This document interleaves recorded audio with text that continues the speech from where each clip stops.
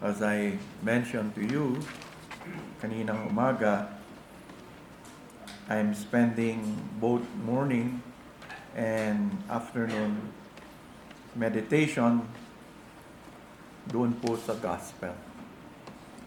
So, this time po, we want to consider yun pong place ng gospel sa exercise ng providence ng Panginoon sa buhay natin, lalong-lalo na sa mga iniligtas niya.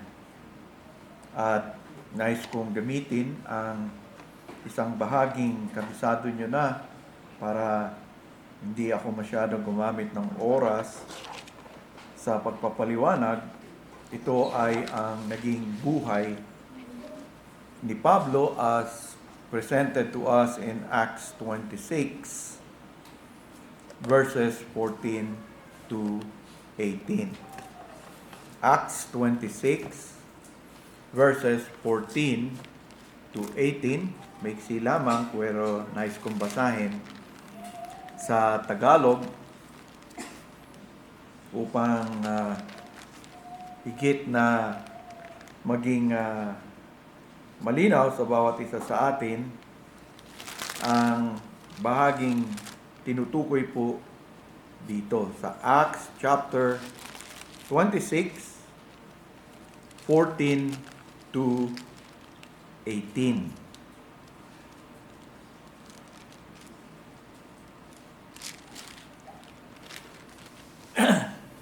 So kung naroon na po kayo, nang bumagsak kaming lahat sa lupa, ay narinig ko ang isang tinig na nagsasalita sa akin sa wikang Hebreo. Saulo, Saulo, bakit mo ako inuusig? Makakasakit sa iyo ang sumikad sa matutulis. At sinabi ko, sino ka ba, Panginoon? At sinabi ng Panginoon, ako'y si Jesus na iyong pinag-uusig. Subalit bumangon ka at ikaw ay tumindig, sapagkat sa layuning ito nagpakita ako sa iyo upang italaga kang lingkod at maging saksi sa mga bagay na nakita mo sa akin at sa mga bagay na ipapakita ko pa sa iyo. Ililigtas kita sa mga kababayan mo at sa mga hentil na sa kanila'y isinusugo kita, upang buksan ang kanilang mga mata at sila'y magbalik mula sa kadiliman tungo sa liwanag at mula sa kapangyarihan ni Satanas tungo sa Diyos, upang makatanggap sila ng kapatawaran ng mga kasalanan at ng isang pook sa piling ng mga ginawang banal sa pamamagitan ng pananampalataya sa akin. So muli, tayo ay humingi ng tulong sa Panginoon. Humihingi po kami ng tulong sa iyo, O Diyos, upang sa ganon ay patuloy na marinig namin, matutunan namin kung anong nais mong ipagkaloob sa amin na nagmumula sa iyong mga salita. At tulungan mo rin kami, Panginoon, dahil kinikilala namin may mga panahon sa aming buhay na nananatili lamang sa aming isipan ang mga bagay na naririnig namin. Patawarin mo kami kung hindi kami nakakarating sa being doers of your word. But it is our desire, Panginoon, na sa iyong biyaya, hindi maging ganoon ang pakikinig namin ng iyong mga salita. Kung hindi, ang iyong mga salita, Panginoon, ay hahawakan namin ng matibay. At kung may makita kami na bahagi sa aming buhay na dapat na mai-apply ang iyong mga salita, tulungan mong maging masigasig kami Dahil kailangan namin ang iyong salita sa buhay na ito. Dinggin mo nawa ang aming hinihinging tulong mula sa inyo sa ngalan ni Jesus. Dalawang bagay ang nais kong bigyan natin ng pansin pagdating sa lugar ng Ebanghelyo sa providence ng Panginoon. Yung providence po ng Panginoon ay iyon pong ang ating Diyos. Hindi siya tumitigil sa pangangasiwa sa buhay ng mga tao hanggang sa kasalukuyang panahon. Hindi po siya yung isang Diyos na matapos likhain ang lahat, parang bahala na kayo at inoobserbahan niya lang kung anong gagawin natin sa lahat ng mga ginawa niya at uhusgahan niya tayo sa mga bagay na yon. Kung hindi, pag naririnig natin yung providence na yon, ay tumutukoy din ito sa active governing ng Panginoon sa lahat ng pangyayari, hindi lamang dito sa lupa, kung hindi sa buong sangnilikha niya. Pagdating po sa Ebanghelyo at doon sa providence na yon, ang unang nais kong sabihin is that sensitivity to God's providence will cause us to see our evangelistic opportunities. Alam po natin na kapag tinawag ka ng Panginoon na magdadala sa iyo sa kaligtasan, alam po natin mayroong purpose ang Panginoon. At ang isa pong common purpose ng Panginoon para sa atin, na nabasa natin nung tinawag niya si Pablo, for example, ay yung maging patutuhayo ng Diyos sa mundong ito. Na yung buhay natin, bahagi yon ng ating pagkakatawag. Huwag po nating kalimutan yan. Na ang iniisip lang ng ibang mananampalataya, yung kaligtasan ay kaligtasan lang sa kaparusahan, tapos doon na sa buhay na walang hanggan. Pero alam natin na bahagi tayo bilang mga mananampalataya noong kalooban ng Panginoon na sa pamamagitan ng iglesia, sa pamamagitan ng biyayang ipinagkaloob niya sa buhay natin, ay maging instrumento tayo ng Diyos upang ang iba pang tinatawag ng Panginoon ay makapasok sa kanyang kaharian. Kaya nga sinasabi ko na huwag nating kalimutan. Sa halip, there must be sensitivity. Anong sensitivity? Sensitivity to God's providence.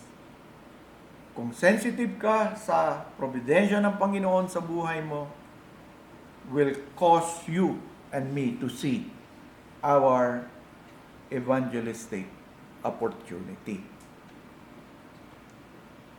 Kung babalikan natin yung buhay ni Pablo sa binasa natin, why is the Apostle Paul under Roman custody and standing before Festus and Agrippa? Diba doon sa binasa natin sa Acts 26? At kung babalikan niyo yung Acts chapter 9, he started as a well-known persecutor ng mga followers ni Jesus. At nung may encounter niya si Jesus mismo, sinabi ring harap-harapan sa kanya, persecutor ka rin ng buhay ko. Hindi mo lang pine-persecute yung followers ko, ikaw, pine-persecute mo ako. So maliwanag yun. Ang kanyang mga magulang, native Jews. He grew up under even one of the best sa panahon nila, theologians, si Gamaliel. And it resulted, at isa sa kanyang mga naging actions is persecuting the Christians, thinking of destroying Christianity. But, alam natin yung nangyari. He was appointed by Jesus Christ to be His minister. Niligtas siya ng Panginoon. May specific na calling siya. Paul was sovereignly chosen by Jesus Christ to be His instrument. At sinabi ng Diyos kay Ananias what He intend to do to this man. So ano iba yon? Intention ng Panginoon. That Paul was to bear His name before the Gentiles and kings and the sons of Israel. Paul was to suffer much for Christ's sake. So ganun din, sa isang bahagi, bagamat hindi too specific para sa lahat ng Kristiyano, tayo magkakasama sa araw na ito, but beginning tomorrow, we are somewhere else sa mundong ito, from Monday to Saturday. So, kung nasaan tayo, kung ano yung ginagawa natin, part yan ng providence ng Panginoon sa buhay natin. At kung magiging sensitive kayo at maibabalance nyo doon sa pagkakatawag sa inyo, you know that one of the major reasons of your being saved is to be Christ's witness. Whether by words or whether by your life. Sa ganung sitwasyon, you have to be sensitive to God's providence. Kasi kung magiging sensitive ka, it will cause you to see the opportunity that God may open up for you. Opportunity na maipakita mo na you are probably different from others dahil may ginawa na si Jesus sa buhay nyo.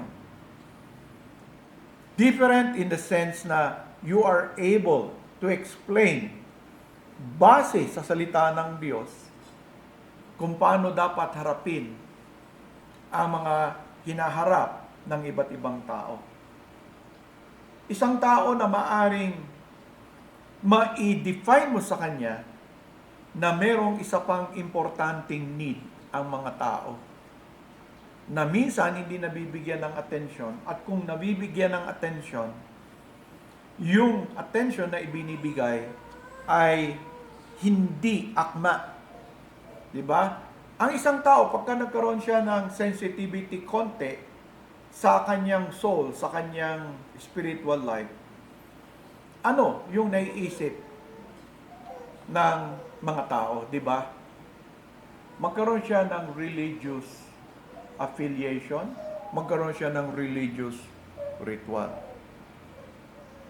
So kaya nga bawat tao, pagka medyo sensitive siya na ito'y kailangan din ng tao, magkakaroon siya noon, hahanapin niya yon.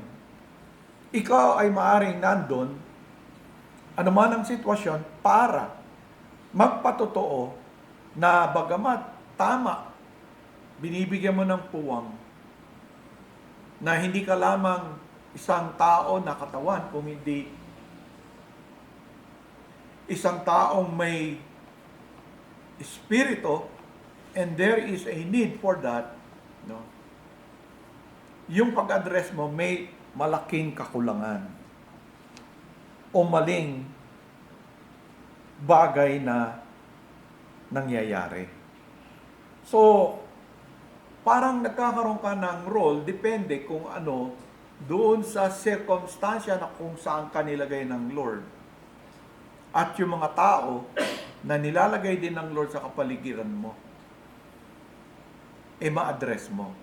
Pero kung wala kang sensitivity sa providensya ng Diyos, hindi mo makikita kung ano yung evangelistic opportunities mo. Ha? So generally, yung evangelistic opportunity mo, nilagay ka doon ng Lord. Halimbawa, naghanap ka ng trabaho. Nilagay ka doon ng Lord, tas nakita mo na ikaw lang yung Kristiyano doon. Diba? So, kung sensitive ka doon, iisipin mo na ako yung inilagay ng Panginoon dito upang maging daluyan niya ng kanyang biyaya. Tapos alam mo sa katuruan na faith cometh by hearing and hearing the word of God. So nag-iisip ka without violating yung other teachings ng Panginoon na sa oras ng hinayop ka doon para magtrabaho. Dahil alam mo, klaro sa iyo, ito yung pagkakataon mo, maaaring sa ngayon, ang opportunity ko lang is to be a person praying na ako lang inilagay niya at sinimulan mong ipanalangin yung office situation dahil hindi mo pa alam kung anong dapat gawin. Ang tanging alam mo, inilagay ako dito ng Panginoon bilang kanyang patotoo at nakikita mo higit yung importansya nun dahil ikaw lamang yung may liwanag doon. So, maaaring ganun ka, pero nakikita na yung resulta ng sensitivity mo. Kung sino ka, na yung pagkakalagay sa akin ng Panginoon doon, hindi lamang nagkataon lang, may purpose lahat ito. So, hindi mawawala sa iyo yung bagay na yon. Kasi kung hindi mo yan iisipin, mawawala, makakaligtaan mo sa takbo ng buhay mo yung isang dahilan kung bakit iniligtas ka ng Diyos. Diba? Hindi siya evangelistic activity. Kasi pag evangelism, parang anong nangyari? Gawain ng church, isang activity na pwede akong sumali, sumama, kung may oras ako, or kung ano. Pero hindi po. Yan ang turo ng Panginoon. Sinugo niya ang kanyang mga tao to go ye, no? And make disciples of all nations. So, tayo yung nagsisilbing patotoo. So, napakalaga po. You have to pray that you would be sensitive. Nagbabago yung larawan habang nananalangin ka dahil tumutugon naman ang Panginoon.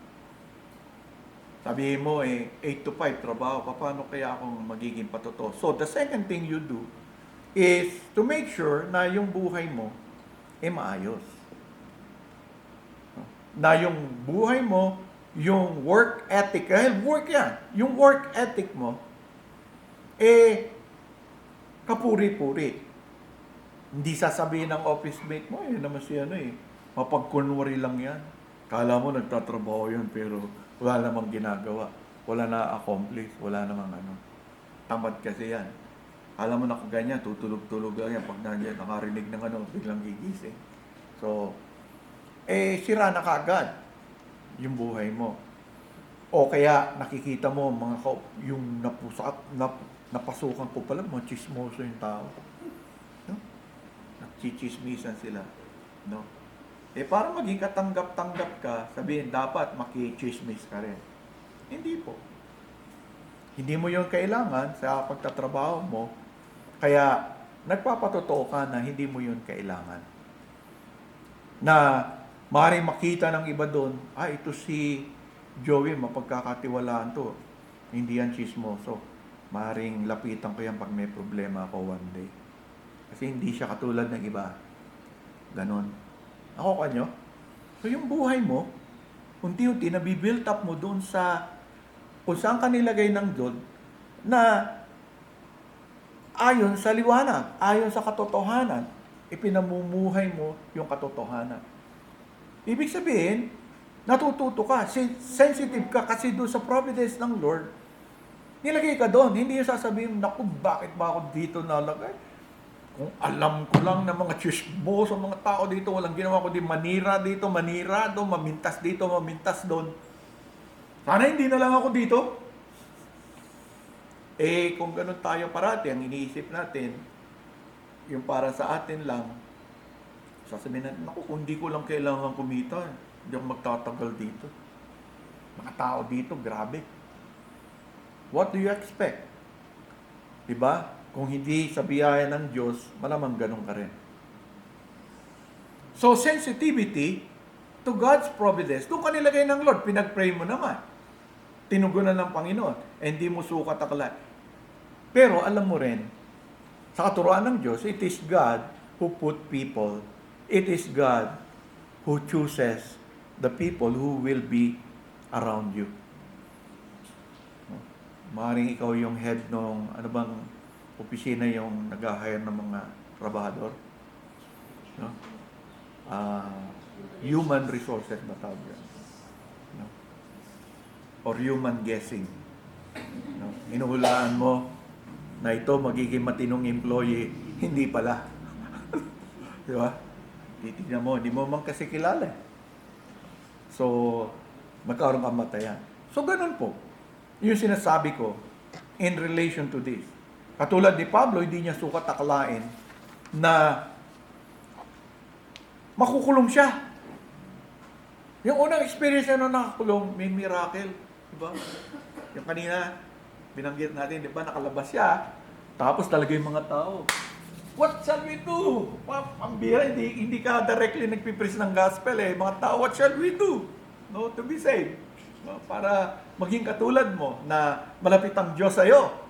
Kapag mahal na mahal ka ng Diyos, ginawa niya pa ito. Pero kami, talagang, dahil sabi nga ni Pablo, kayong ganyan. So, dumating yung panahon na siya ay nakulong. Diba? Anong gagawin mo? Anong gagawin ni Pablo? I'm sure na nung kinulong si Pablo at nagtagal na yung kulungan, naalala nyo na ang nagbantay na sa kanya ay mga Praetorian soldiers. Diba, pinag-aralan na nabanggit ko na yan, kaya sabi ko, siya yung pinili ko para hindi na ako maraming uulitin. Alam niyo ba, 2 taon na yon. Kung na-experience mo ganito, tapos sinugo ka ng Panginoon to preach the gospel, to reach out to the Gentiles, tapos kinulong ka. Aba, walang miracle, walang dumarating na angel para buksan yung pintuan.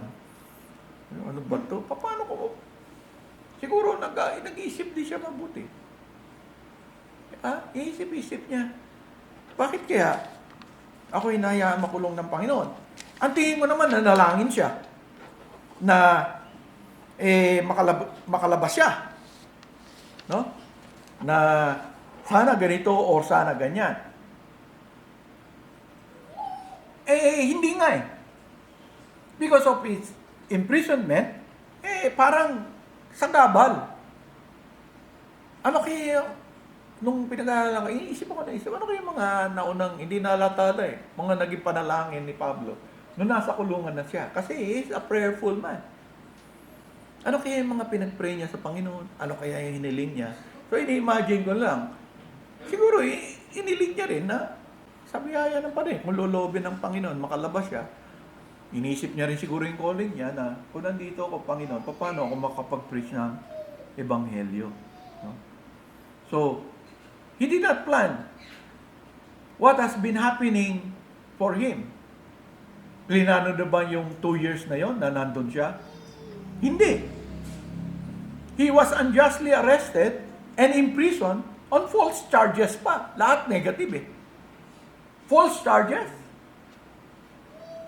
And hindi kaya siya nag-wonder why is it that why God is allowing him to stay in that prison?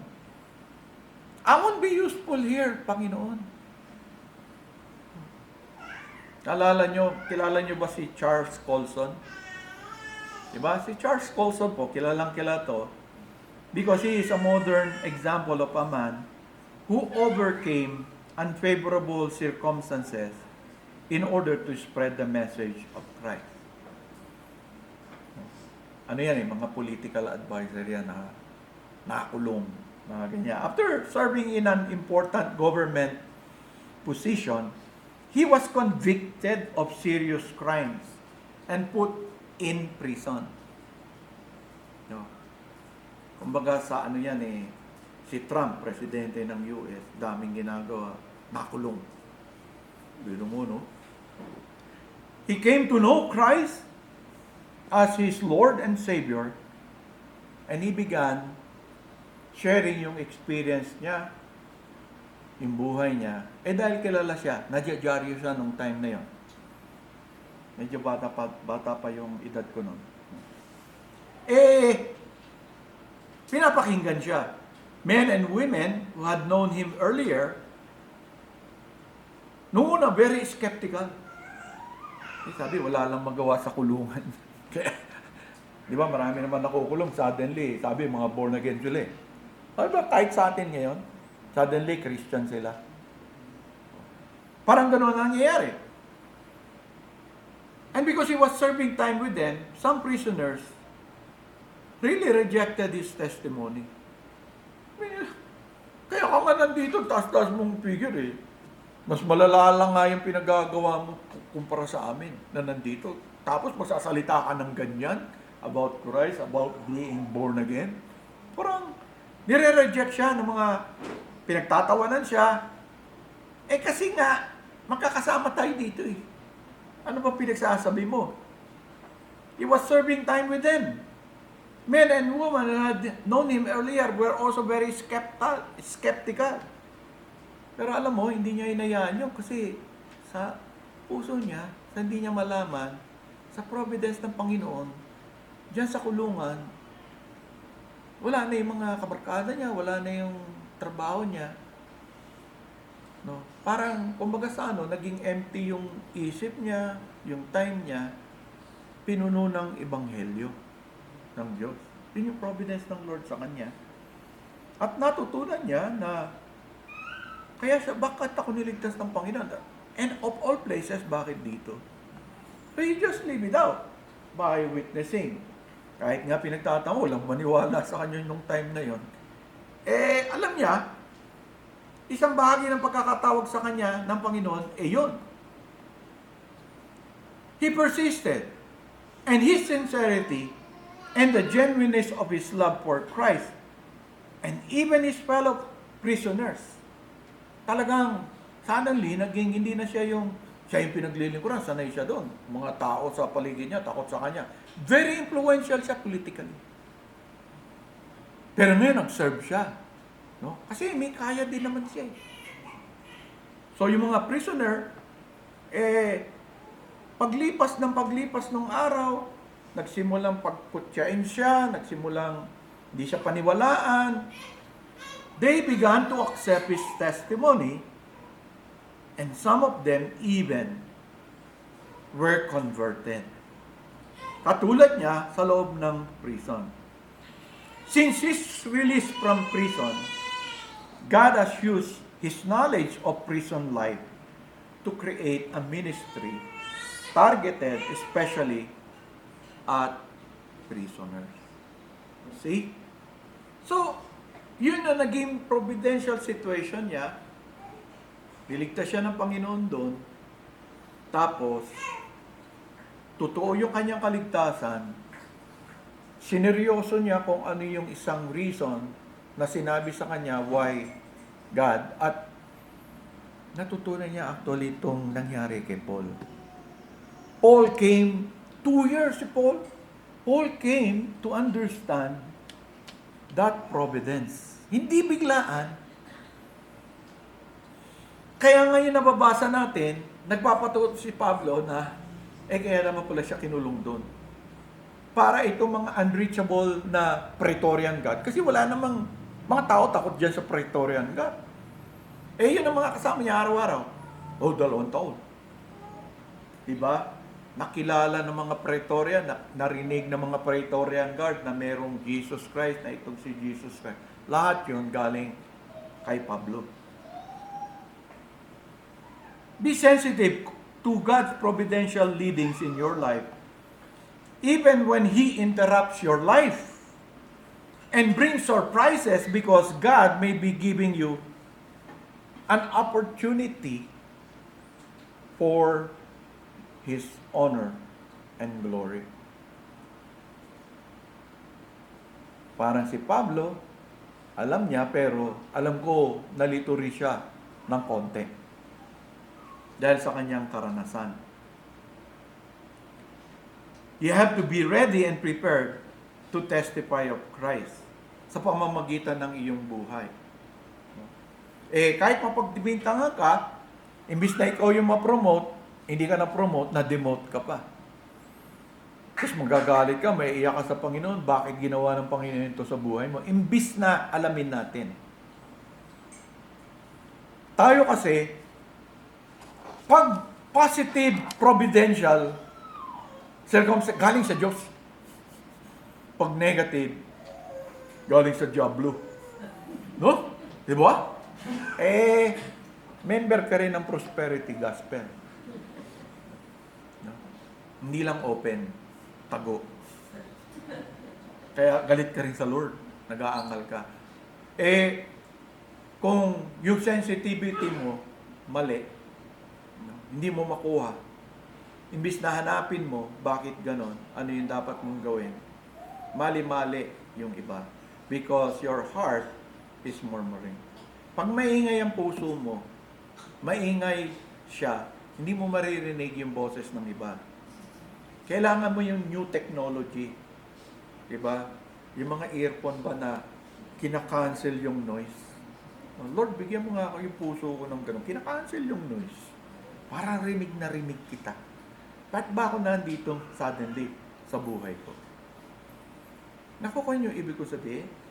The sensitivity. Kasi nga, mali parate, maraming Kristiyano mali yung tinatakbo nila sa isip. Pag negative, talagang reklamo dito, pray na sana mawala, Lord, pagod na ako, tulungan mo ako, no? Masaya tayo kanina, di ba?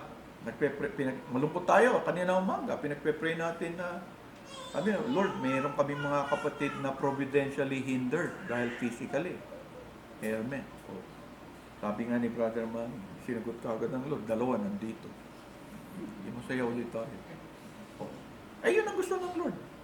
Kasi pwede naman na sabihin nilang 2, nagkasakit sila, huwag na lang, magpalakas na lang muna ako sa bahay. Total naman, naka-video si Pastor Joey. Baka nanood sila kanina, nagandahan sila sa sermon ko, kaya lumitaw. Yabang yun. Diba? Hindi, ibig ko sabihin, sa providence, kung ano-ano yung may isip mo. Kung ano-ano papasok sa isip mo. Kung ano-ano yung i-entertain mo. We call it noise. Don't allow in your dark providences or difficult providence. Hindi man dark, maaring difficult. The noises. Sa halip, talasan mo yung pakikinig mo sa ating Panginoon. Talasan mo kung ano yung nais ng Panginoon at kalooban ng Panginoon. Kahit na yung mga situation that seem to frustrate you. Live your life every day with a sense of expectancy, with a sense of readiness to move with God in bringing whatsoever He decided for your life. Kaya nga, yung isang sensitivity na meron ka is yung sensitivity mo that the Lord wants you to sharpen your understanding of the gospel sa buhay mo. Do Christians need the gospel? I mean, yung basic about the gospel, yes. You need it. Ano ba yung nakuha natin sa gospel? Repentance. Kasi pwede namang napunta ka doon dahil suddenly may nagawa ka ring mali. Nakuha niyo? May nagawa kang mali. Sa halip na umangal ka, may ginagawa naman nga ako mali, pero sobra naman yung ginawa ng boss ko. Hindi na nga ako pininomote, dinimote pa ako. Ay, umaangal ka. Pero may mali. No? Iniisip mo pa rin, nire-revolve mo pa rin yung circumstances mo sa sarili mo. Samantalang kung gospel yun, di ba? I'm here because I did something wrong. How do you deal with that? You apply the gospel into your own life. Kasi baka iyon talaga yung gusto ng Lord sa buhay mo para ma-preserve ka niya in terms of being the light and the salt. Kasi pag nawala na yung saltiness ng salt, what use is it? So, maaaring nilagay ka ng Lord ngayon para seryosohin mo na yung mga ganyang approaches sa life, mali yan. Dapat talikuran mo yan. Even the ungodly does not like that. O may nasabi ka, sasabihin mo ba, para yun lang sinabi ko, nagwala na itong ano. No, sisis tayo ng sisis sa iba. Ano may sinabi ko, ba't galit na galit ka? Imbis na isipin mo, na pwede pala akong magsalita ng, kahit sa tingin ko, hindi naman ganun kaseryoso, pero might really cause emotional trouble, emotional stir up. O kaya, sabi mo, paano ako sinabing mali, ba't nagagalit sila? Maaaring nga, nagalit sila dahil unjust naman yung galit nila. Anong gagawin mo? Si Paul, nakulong siya unjustly. Charges were unjustly. So ngayon dahil unjust yung ginawa nila, may right ka na kung ano pa man. What I deserve is this. Huwag ka agad ganon, sa halip, nananalangin ka. Baka gusto ng Lord, makita nila what He has done, what changes He has done to His people.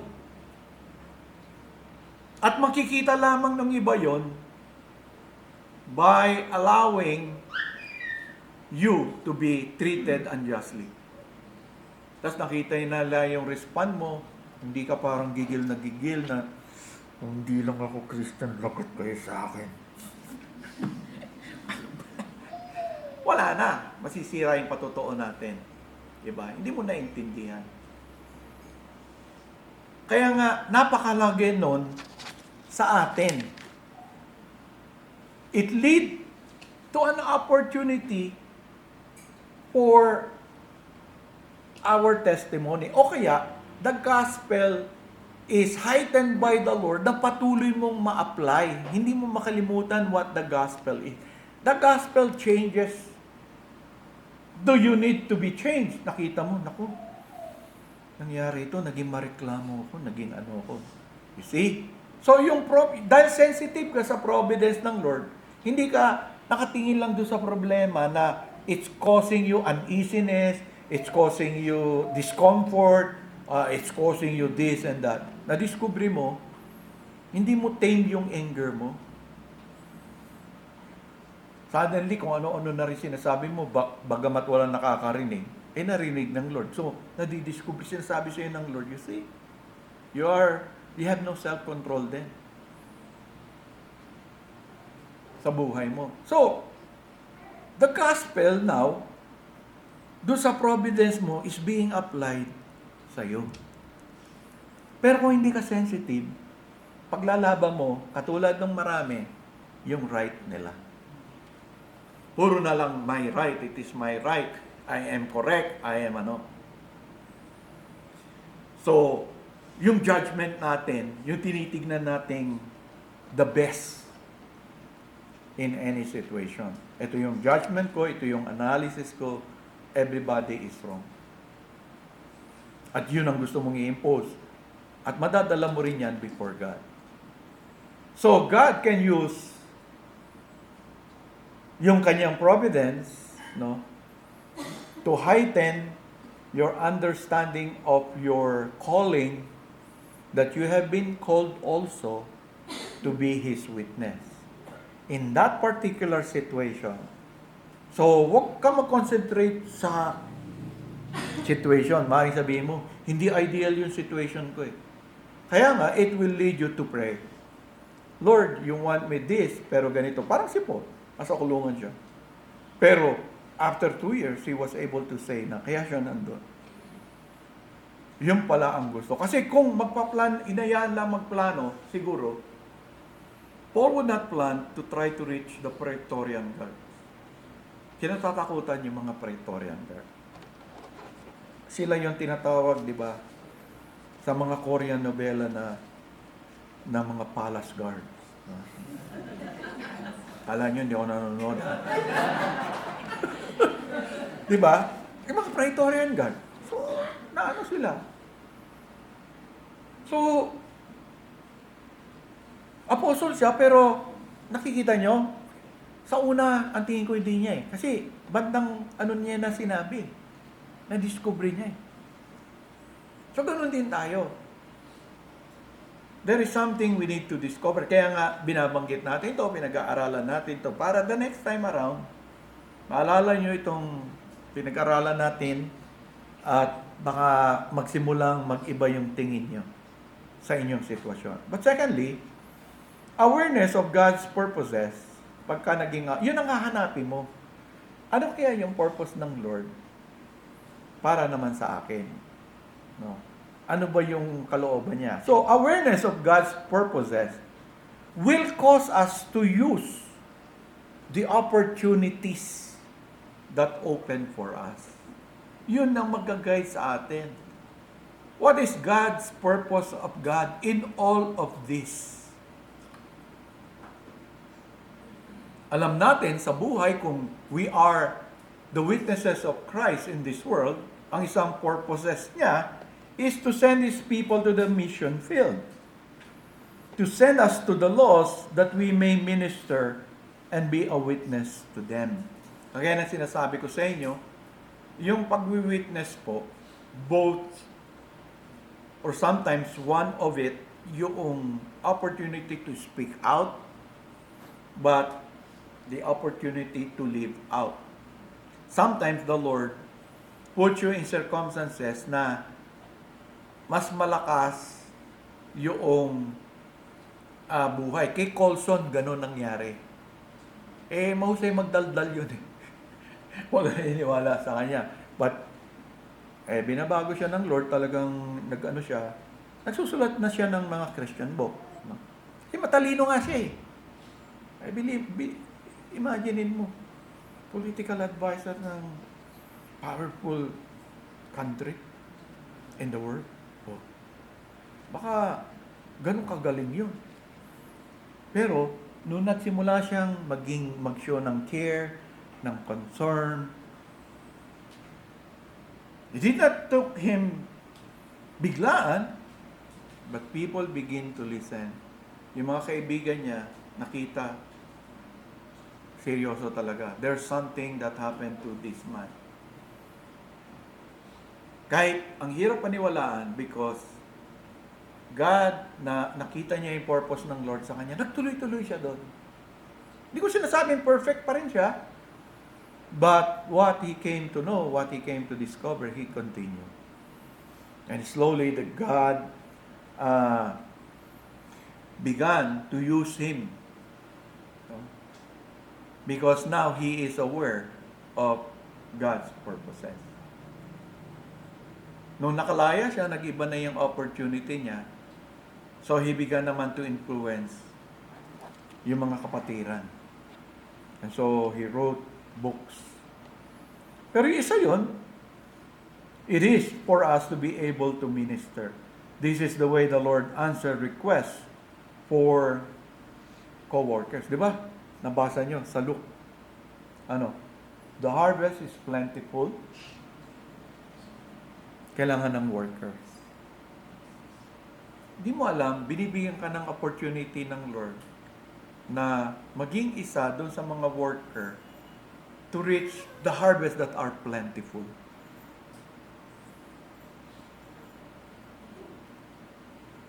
Don't you want to be part of that? Or yung sinasabi ko nga sa inyo, to make people be aware of the gospel. Maring hindi design ng Lord na makita mong masave yung mga tao na yun.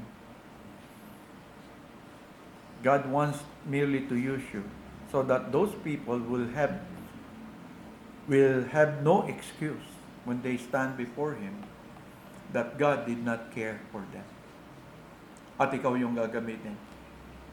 Di ba, sineng ko si Pastor Joey sa inyo? Di ba, kung ilang beses siyang nag-preach sa inyo, hindi naman kayo nakinig eh. So, why are you in hell? Why are you under my punishment? Because you choose to continue in your way when somebody was asking you to get out of that way because it leads to destruction. The warning was there. So maaaring yun lang yung role nyo.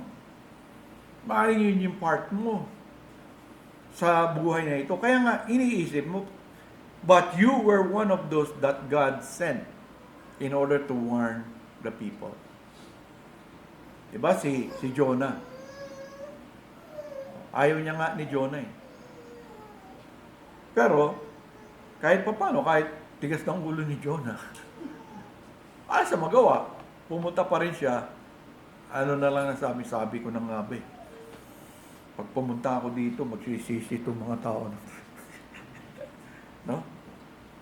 Yung sinasabi ko kanina umaga, parang sa spiritual gifts mo, walang ano sa'yo. Si Jonah ganun, wala. He was greatly used by God for people to turn away from their sin, and yet he was the unhappiest of all. Ang lungkot naman, ano?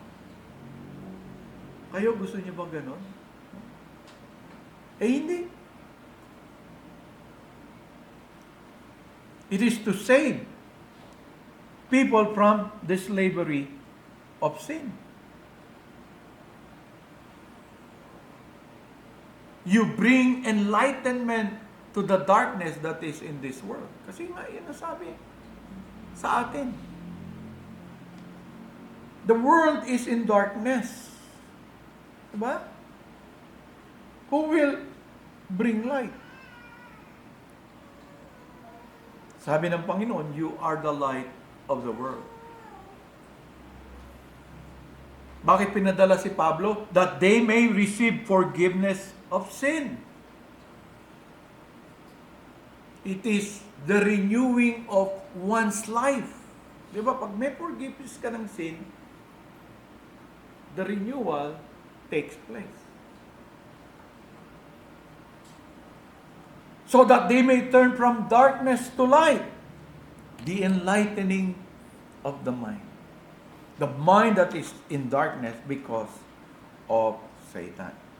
So, awareness of God's purposes will cause us to use that opportunity. That evangelistic opportunity. Pero kung hindi, mga kapatid, lilipas lang yung providence ng Diyos sa buhay mo na hindi mo nakuha, hindi mo naintindihan ano yung purpose ng Lord, bakit suddenly nagkaganito yung buhay niyo. Ano man yung nangyayari sa buhay natin, tayo lang nga higit sa lahat ng mga nagsasabing reform, you know, God is in control. Even the negative things, ang problema, hindi ma-apply. Diba? Hindi natin ma-apply. Parang kahapon, sinasabi ko, nandun na lahat sa relationship. Diba? Dinefine na nga sa atin ano yung love. Pagka may trouble ka sa relationship, babalikan mo lang yung 1 Corinthians 13, verses 4 to 7. Tatanungin mo yung sarili mo, ano ba yung dapat, how can I show love to this na ganito? So, babasahin mo yun, i-remind mo yung sarili mo. Di ba sinabi ko nga sa inyo, actually, kung hindi nyo wino-workout sa life nyo, yung description po, paano mo i-love yung mga ganong tao, whether enemy mo, whether hindi naman siya Kristiyano, or whether kapatid mo sa Panginoon. Diba? Ang katangian na dapat mong i-develop, dalawa lang naman Yung tatlo, yung natitira, lahat negative yun Siguraduhin, yung sinasabi sa atin ni Paul, yung pagkaganito ginawa mo, hindi yan love. Hindi yan love. It does not Love does not. So kung makita mo yung sa life mo, mali, nasa maling direksyon ako. Pero kailangan mo dalawa lang. Ano yun? Long suffering. Ano yung isa? Kindness. Sa lahat ng relasyon, kahit anong relationship po. Hindi yun napupuna. Kailangan nyo lang long suffering. Hindi mo naman madikta sa tao kung anong gagawin niya. Ito yung gusto mo, pero hindi mo ako pwede diktahan. Ito yung gusto mo marinig sa ngayon, hindi mo rin ako pwedeng diktahan kung anong gusto mo marinig sa akin. Kaya kailangan natin yan. In order to be able to love, you needed long suffering. You really needed kindness. Dalawa lang yun nandun na positive Pero nung iniisip ko siya, pinag-aaralan ko siya mabuti, yun din yung katangian ng Lord na in-express sa isang makasalanang katulad ko at sa'yo. Hindi mo alam? How does the Lord love you? Ngayon, Kristiyano na tayo. Di ba? Nakakasala ba tayo? Long suffering. Kaya ngayon biruan matagal ka mamamatay. Masamang tao ka The Lord is long suffering. Di ba? Para magsisi ka sa kasalanan mo. And di ba nahiya nga tayo? You may be sinful, pero ano nararanasan mo sa Panginoon daily? Kindness niya. Dalawa lang yan. At sabi ng Panginoon, God is love. You must also love your brethren and love others, even your enemies. Kasi katangian nyo ng Panginoon. So, dapat long suffering ka. So, sa providential situation na nandun ka, you must be a loving person. You must be like God. Pag sinabi mo naman, I must be like God in this situation, ano yun? Yun nga ang love. You have to show, you must be long-suffering. Diba? Kahit anong relasyon. Tanungin nyo yung mga sweet na mag-asawa dyan. Tanungin mo, sister, kailangan mo bang maging long-suffering kay brother? Ngingiti lang sila. Alam mo na sagot. Kailangan pa rin kahit konti. Masamang ginagawa, pero meron siyang kailangan talagang sasabayan mo lang. Huwag naman yung sasabihin mong, hindi ko lang asawa to matagal ko nang iniwan to. Masamang asawa yun. Mali din yung ganong sagot. Diba?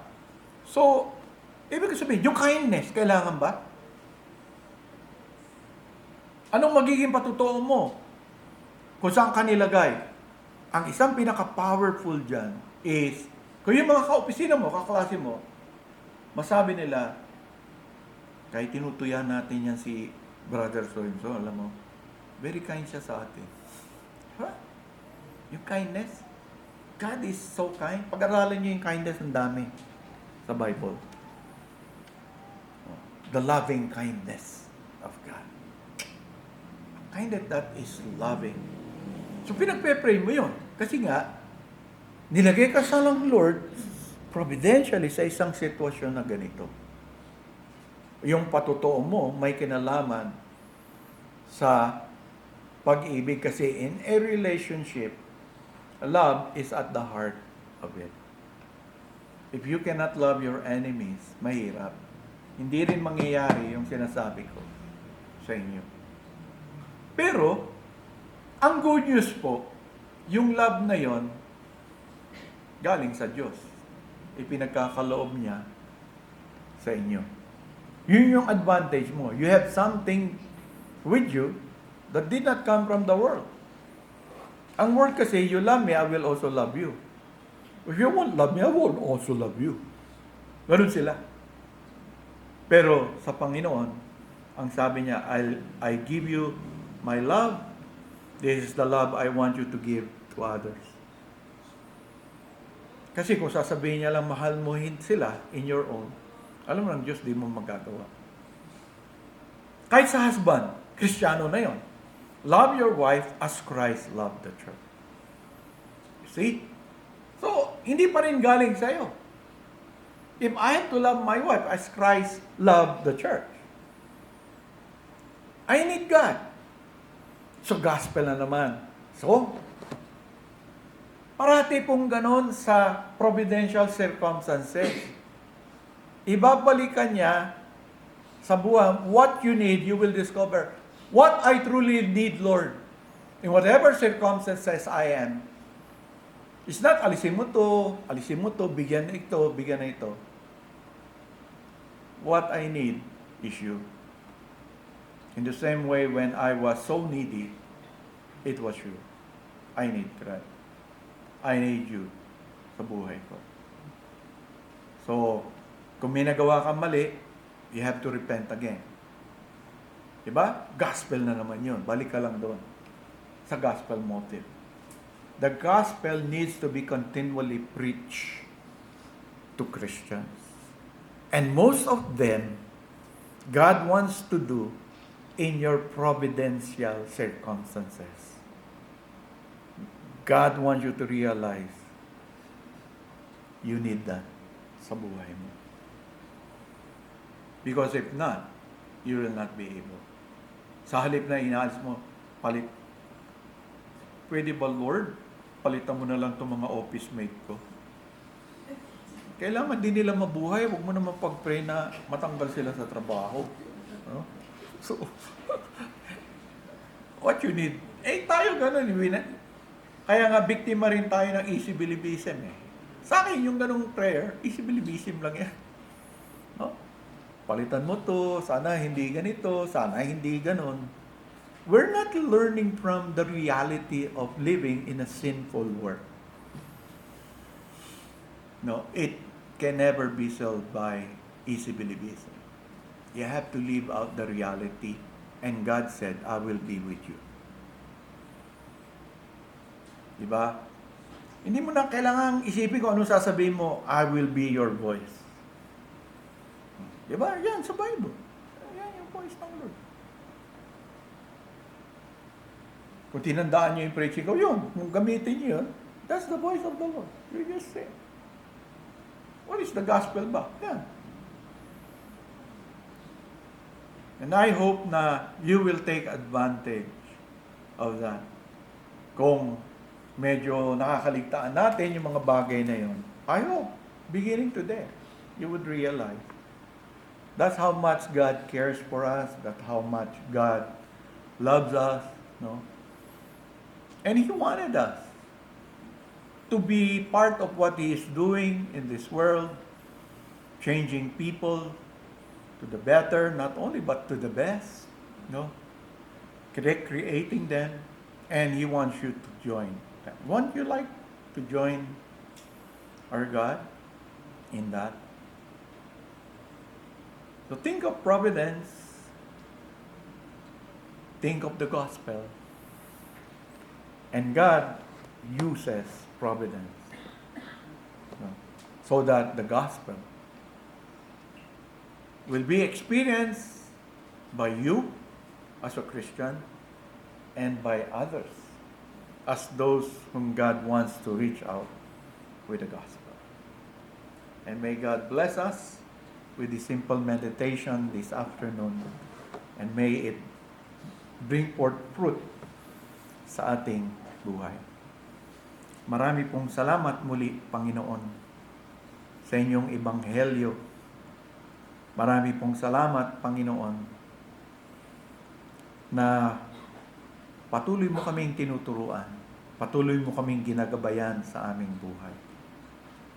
Nawa, Panginoon, sa iyong biyaya, that sensitivity will be real sa aming buhay sa araw-araw. Enable us, Lord, we pray, for your honor and glory. In Jesus Christ's name. Amen.